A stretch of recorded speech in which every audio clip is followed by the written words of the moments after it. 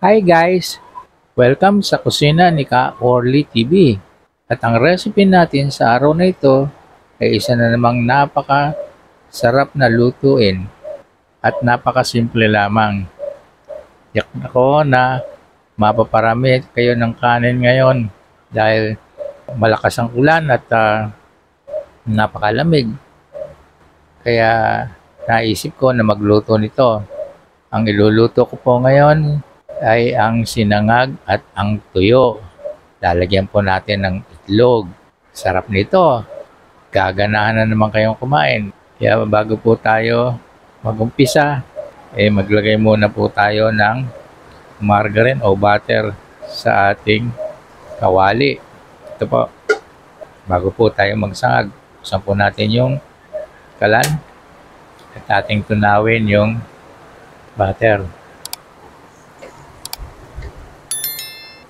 Kapag ganito pong malakas ang ulan, naisip ko na kumain ng masarap. At ito nga po yung sinangag na may tuyo at saka itlog. Lagay na po natin sa kawali yung bawang.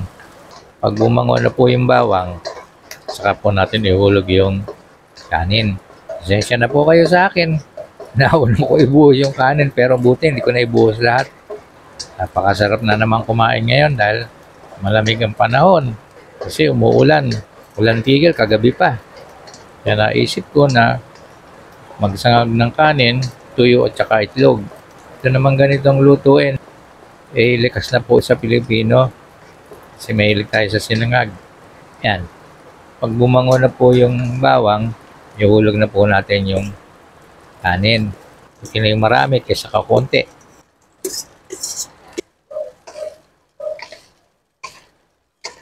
Walang tigil ang buhos ng ulan. Ano ba yan? Saan kaya tayo lalagay? Yan. Half teaspoon na asin. O depende sa inyo. Lagyan din po natin ng granules. Magic sarap po ito. Bikini man. May nag-comment po sa akin noon na masama daw yung magic sarap. Parang katulad lang ng betchin. Pero wala pa naman tayong nababalita na nasiraan ng ulo o ini-highlight sa TV. Di po ba? Nagtataka ako bakit ganun eh. Sa bagay, masarap kumain nung talagang organic lamang ang gagamitin mo pag nagluluto. Kaya lang minsan, hindi ako naniniwala dun sa masarap ang lasa pero wala naman silang inilagay kundi asin. Ewan ko lang Kasi yun ang pakiramdam ko eh.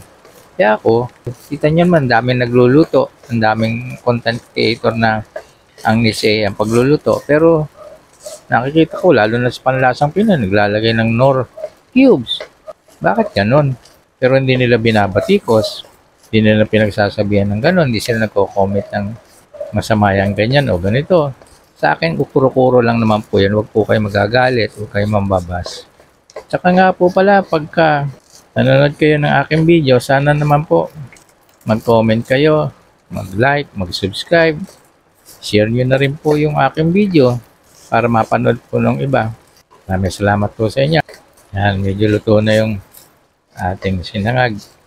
Patayin na po natin yung apoy sa ating isalin sa plato. Sarap lang gumamit ng kawaling non-stick kasi hindi na kayo maglilinis para magkalasa naman ng konti yung itlog.